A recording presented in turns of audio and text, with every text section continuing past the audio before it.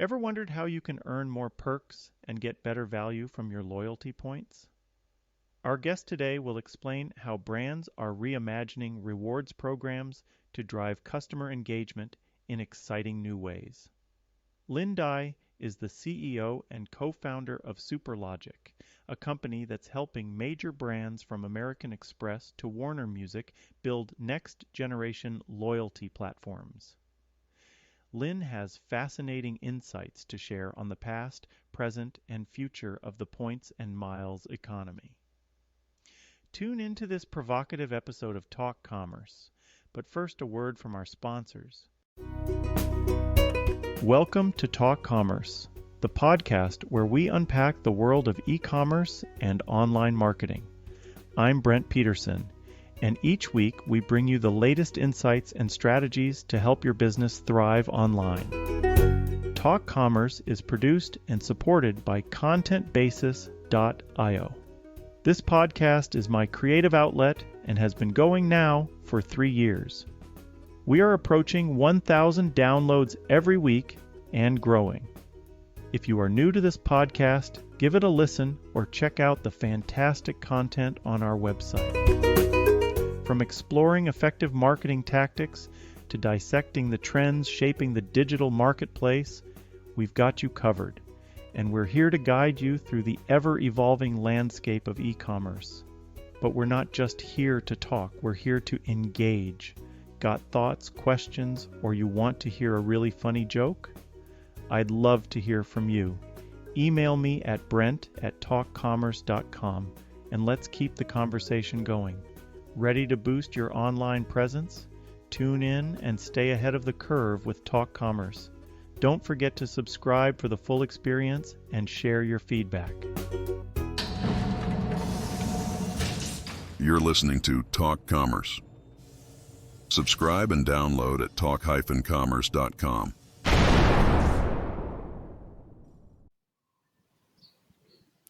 Welcome to this episode of Talk Commerce. Today I have Lin Dai. He's the CEO and co-founder of SuperLogic. Lin, go ahead, do an introduction for yourself. Tell us your day-to-day role and maybe one of your passions in life. Yeah, thanks for having me, Brent. So like you said, I'm Lin Dai. I'm the CEO, co-founder for SuperLogic. And at SuperLogic, we build next generation rewards and loyalty platform for some of the world's biggest brands, from American Express to Warner Music Group. My personal passion, certainly you can tell, if you can't tell already, I'm a points and miles nerd, but also a non-points and miles related things. I'm a beginning avid learner of kitesurfing. Wow, kitesurfing, and we talked about that. You're in Miami, so kitesurfing is something you can do often, and I'm in Hawaii part-time anyways, so kitesurfing is something not as prominent, more regular surfing, but also I have a house in Minnesota, so we do kitesurfing, but also you can do kitesurfing on the ice, and that's, I think, even more exciting to see. Wow. People going across the ice 50, 60 miles an hour. Wow, I've heard of snow kiting, right? Going down the mountain, the ski slope with the snow kite. But the ice kiting sounds exciting as well. Yeah, it's definitely, and they do ice racing too on boats. There, if there's no snow, you can have an ice boat that it'll go. Look it up, but it'll go 100 miles an hour across the ice if it's clear. It's amazing and very dangerous. Wow. Anyways, we today we're going to talk about loyalty, and I'm excited about this topic. But before that, you volunteered to be part of the Free Joke Project. So all I'm going to do is tell you a joke, and all you have to do is say, should this joke be free, or do you think someday somebody should charge for it? So here we go. And this is a Halloween appropriate joke. What do witches put on their bagels? Scream cheese. I think this is a high caliber joke. You need to let it free into the world. So, all right. Yeah. Well, it was very, there wasn't a lot of excitement in that joke. So I agree. All right. So let's move in. But I'm not going to be. My 5-year-old would enjoy it a lot though. So. Hey there, it's Brent from Talk Commerce. As an entrepreneur and podcaster, I'm always looking for ways to share my message and connect with new audiences. That's why I was thrilled when I discovered PitchDB, the ultimate tool for getting booked on podcasts, speaking gigs, and media outlets. When I first tried PitchD, I was blown away by the results. I had a 100% response rate from the opportunities I pitched, and I couldn't believe how easy it was to connect with relevant hosts and planners. With over 3 million podcast opportunities, 148,000 event planners, and 31,000 plus media outlets, and 11,000 conferences at my fingertips, I felt like I had struck gold. What I love about PitchDB is how it streamlines the entire booking process. Everything is organized in one place, and I can easily search for meaningful opportunities, directly connect with decision makers, and reach engaged audiences. The integrated portal, ready-to-use templates, and seamless functionality make pitching a breeze. If you're an entrepreneur, speaking coach, or author looking to expand your reach and make a bigger impact, I highly recommend giving PitchDB a try. Head over to pitchdb.com and see for yourself how this incredible tool can transform your booking game. Trust me, you won't be disappointed. Absolutely, yeah.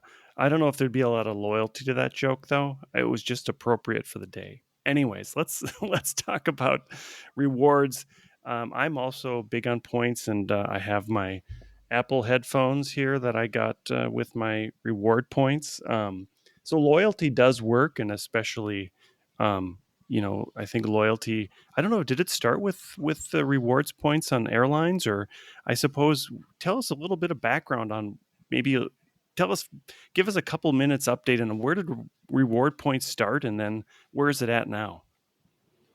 Yeah, I mean, if you want to go way back, American like department stores or stores like Betty Crocker, and prior to Betty Crocker, I think there are these general stores used to, when you make purchases, they'll give you a stamped copper like piece of coin or something, right? That with their like brand on there. So if you collect enough of these, you can go back and you can redeem for some product.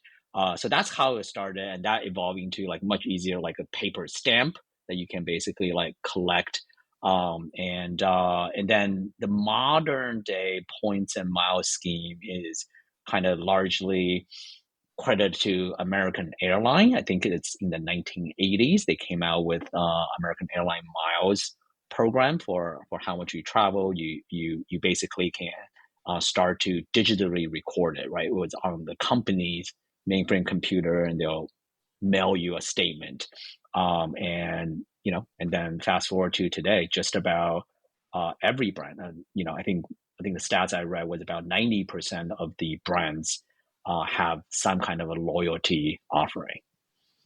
Yeah, and that reminds me of Carlson Companies, who had the Kurt Carlson became a billionaire over his little stamps that he started, I think, in the 50s or something like that. So it does go back a long time. It's much different today, and there's different flavors, and I think people don't necessarily put together the idea that your credit card rewards points are really the same as some of those reward points that you get from that department store, e-commerce store now that I've really leaned into that. Tell us what you're doing to help that, and how that has impacted their business, and why a merchant should be looking at this if they don't already do it. Yeah, so it's generally accepted because 90% of brands, participate or offer a loyalty program or rewards program. It's pretty clear brands believe this drives additional customer engagement and ultimately additional purchase from that customer, right? So, or even as a defensive mechanism, your competitor has a really great program, you kind of have to have one. Now, at the top tier, the best, and most successful rewards programs are credit cards, airlines, hotels, right? So when you run a rewards program so well, your rewards CRM is essentially the entire value of your company, and sometimes even more. I'll give you an example. So the American Airlines loyalty program, was actually appraised during the pandemic because they had to take out a loan against that. It was appraised to be worth about $31 billion. If you look up American Airlines stock today, I think it's trading somewhere between $8 to $9 billion. So essentially, they are being perceived as a very profitable and very well-run rewards program that happen to run a money-losing business of flying planes, right? So the challenges for some of the biggest rewards programs in the world is points accounting liability. So American Express is one of our investors and one of our clients. So American Express issues about more than $1 billion of new points every quarter, right? So when they give you 100 points, they have to track on their corporate balance sheet $1 of liability. So that piles up very fast. And somebody like my dad that has maybe 4,000 points, maybe don't remember to redeem them. So that piles up on the corporate books. So first and foremost, we develop technology to really help brands to actively kind of help give consumer opportunity to burn off those points. And if you go one tier down, every retailer has a rewards program, and they have two issues, engagement and data. So Nike, I love Nike, but I can't tell you off the top of my head how many points I have in the Nike rewards program, right? So there's an engagement issue. I don't really think about it every day. Now, the data issue is either even easier to understand. When I walk into Bloomingdale's and pick up a pair of Jordans, Nike doesn't know I made that purchase, right? So it's the data is obscured by a distributor. So if you think about channels, even in this digital age, we think it feels like everything we purchase is online. It's not. About 80% of the commerce is still done in traditional brick and mortar retailers, right? And a lot of it is through distribution channels that the brand doesn't have in control. So tying in digital data, which people are pretty good at capturing, plus physical purchase data. And the third aspect of our lives now, for whatever your take is, social media is a huge part of our lives, right? So, and for every brand, not only to measure digital purchase, but also physical purchase, but also be able to measure and also incentivize social interactions, super important. If American Airlines had their choice, they would say like, hey, every time I post a promotion, I would love my 100 million loyalty members to retweet that, right? And the easiest way technically is just like say like, hey, retweet this and earn 100 AA miles.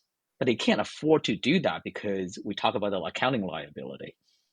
Retweeting something is not directly associated with a purchase, so you can't actually assign a value to say like, hey, okay, 1% of purchase go back in points to you. Retweeting something, if American Airlines does this, it's going to cost them $100 million every time. So we basically designed, so there's limitation to what can you do with a points and miles only currency, where what we do is we build a system for a hybrid system for to integrate with existing programs or build up brand new programs that has a hybrid points, but also digital badges. Digital badges are essentially non-fungible rewards that represent you completed a specific action.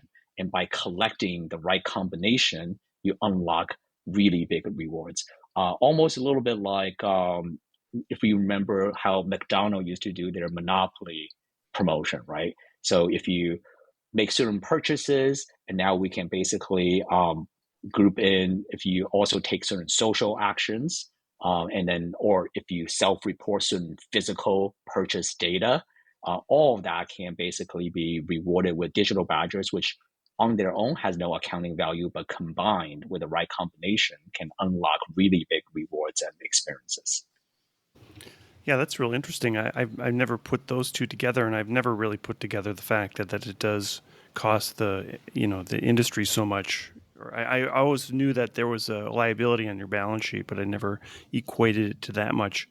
Um, there's been a big stir in the industry with Delta Airlines, and they've had to walk back their um, their points and how you get to a level. Is there a negative? I mean, I guess there is a negative because we can point to Delta. Is there other potential negatives in terms of how you do your points, and was the negative in Delta only how you get to your next status level? Yeah, there's a huge issue, right? So literally today, I think Senator Durbin are introducing kind of potential legislation to look at how corporations are devaluing their points. So the argument is, follow this, is if consumer were advertised that you make this purchase and you receive certain rewards and that's of a certain value, and later on you change that value, does that lead, that equate to like false advertising, right, and deceiving of consumers? So up to now, regulator haven't really regulated the redemption of points. Those are essentially the corporation's own kind of sandbox and their own central bank digital currency that they get to say however they want to inflate the value or change the program, right? By term of service that basically says we can change the program anytime we want. That's now having pretty large implications. The requirement to make Diamond, and I'm like 10 plus year Diamond member on Delta, right? The purchase requirement to reach Diamond, even after the CEO walked back some of the really stringent requirements, is still really high. This year, I'll let you guess. This year, the requirement to make Delta Diamond, the purchase requirement is $15,000 of spend. What do you think is to make it for next year? To make 2025 Diamond, how much you need to spend in 2024? Well, I think this year is 20,000 because I'm not going to hit Diamond. Last year was 15,000 and I made it, but I don't. Last year was 25, right? Yeah, I'm not going to make 23 it to 20 requirements. I think he walked it back to 28 or something, didn't he? 28,000 of 28, spend. 28. Yeah. It started at 35. It but started it's still at 35. we're talking about almost a double from the last year's requirement to qualify, right? So that's a very large increase, and potentially, in a certain way, I'm definitely on most cases say less regulation is fine, but certainly on this, nobody's protecting the consumer on this, right? So on points redemption, potentially there need to be some oversight, or at least the threatening of oversight for the corporations to be better kind of custodians of your points.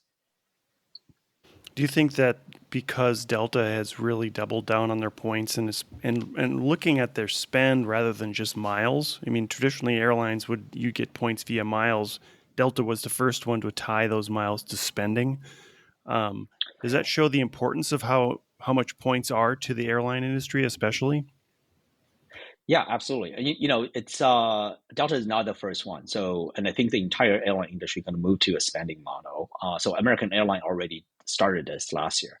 It just, the requirement is not so outrageous, right? So it's basically 200,000 miles to make the highest publicly available status. So that could be done through, maybe between $10,000 to $20,000 worth of flying, or done by $200,000 of credit card spend. In the Delta's case, if I just have a basic tier 2 credit card on the Delta American Express, the Platinum card, which I pay $250 a year for, I will have to spend $560,000 a year on that credit card to qualify for a Diamond, versus on an American airline, it's $200,000 spent, right? So, so I think the trend is definitely kind of focusing on credit card based spending. That's a very risk-free, very profitable business for the airlines, because they have something that is very desirable, right? Like we humans really aspirationally, psychologically value the idea of sitting in a better chair or sitting in a free chair in a metal tube for 8 hours, because that leads to the idea of being in Hawaii, in Miami, in Paris, or whatever things that we desire aspirationally as experiences. We basically say, well, that is worth a lot more than getting cash back or other forms of rewards. So companies like Citibank and American Express are basically negotiating deals with airlines to say, like, let's do a co-branded card and we will guarantee you, we'll pre-buy 10 million miles or 10 billion, however the math works out, to reward all our customers. So, and by the way, the credit card companies are taking on, the banks are taking on the credit risk, right? If I don't pay my bill, Delta Airline, American Airline don't really care, right? So they already made their money on miles. So that's becoming a very profitable part of the airline business model that all three airlines, I think, is going to go towards that direction. So for banks that do issue these cards, there's need to be a balance between kind of managing the accounting liability part of this and also ensuring consumer engagement, right? So somebody like my dad who doesn't spend, $100,000 a year on his credit card is just not going to earn enough points and miles to really make his experience worthwhile. What do you do to gamify or create engagement that he can be participating in this economy, right? So we can't, the real world economy is already a very stark, top 1% against the rest. We can't really let the points economy, which is really kind of birthed out of the desire to engage all users, to kind of follow in that too. So a lot of the software and technology and strategy we provide to companies is really around how do you engage all of your user base. Yeah, that's interesting. So talk about we've talked about airlines, and I guess hotels are also part of that. But how does the average merchant, but then even somebody like Target or Walmart, how do they participate in this same sort of points economy that the airlines seem to have really capitalized on? Yeah, it's just not. CVS technically had one of the largest rewards program. You just don't think about because it's not sexy. Thinking about buying my cough medicine and getting some points, right? So and it doesn't really factor into my decision on do I stop by at a CVS or Walgreens, right? So when I make a purchase, so I think some of the ideas of airlines and hotels and credit card did a really good job creating aspirational value, things you really want to redeem, right? So first class seats to Europe, a 5 night stay at like the Maldives. So these are all very aspirational. And some of these programs even created bigger experiential things. Marriott has a really great program called Marriott Moments, where if you have 1 million points, you can redeem for a culinary experience with, a celebrity chef or F1 ticket packages, right? So things that don't even have anything to do with hotel stays. So, so that's something. So one of the ways we're doing, so we operate, Superlogic software powers the entire Warner Music rewards program, right? So Warner Music is one of the top 3 major labels in the world, have hundreds of artists on their platform. So one of the things we wanted to do is like, hey, we understand like consumers are not going to buy like 80 pieces of merch from your favorite band, right? So that's not realistic. So they're not really earning millions of points each year. So what we do is, hey, for a very small amount of points, if you did make a lot of purchases on concert tickets and engagements and whatever, great, you can redeem into these like ticket packages or exclusive merch drops. But for the most user, we're talking about you're earning maybe a few dollar worth of points every month. we let you actually pull your points. So you can essentially actually enter your points to win in a sweepstake, to go maybe backstage to meet Michael Bublé, or go see sit at front row to watch the next Dua Lipa concert. So those are things kind of for a few points that otherwise would sit on the corporate accounting ledger, but and of no value to user. You can actually enter, and one out of a few hundred people do win these really amazing prizes, like ranging from like very hard to get PlayStation 5s up to like kind of backstage experiences with major artists. So there are kind of innovative ways for people to do that. And kind of the next generation, the newest version of the software we just rolled out for Warner Music actually allow you to collect different digital badges that shows off you are the biggest fan, right? So by following an artist on Spotify and listening to their song on the first day, you unlock certain kind of collectibles. And then if you collect the right combination, you unlock bigger rewards. So making it a very kind of less transactional, but more engaged experience. Yeah, I think that's oftentimes what maybe as you get to smaller retailers, they don't think about the action part of it, or the transact. They look at it strictly as a transaction. They don't think of the engagement part and how important that is as part of the program. And I guess even looking back to rewards from an airline, the engagement was the miles, right? It is also part of the transaction. But as we have a few minutes left here, but maybe talk a little bit about that engagement and how merchants could really engage their users, just like Warner has engaged their users in terms of getting them to do something for the brand by getting points.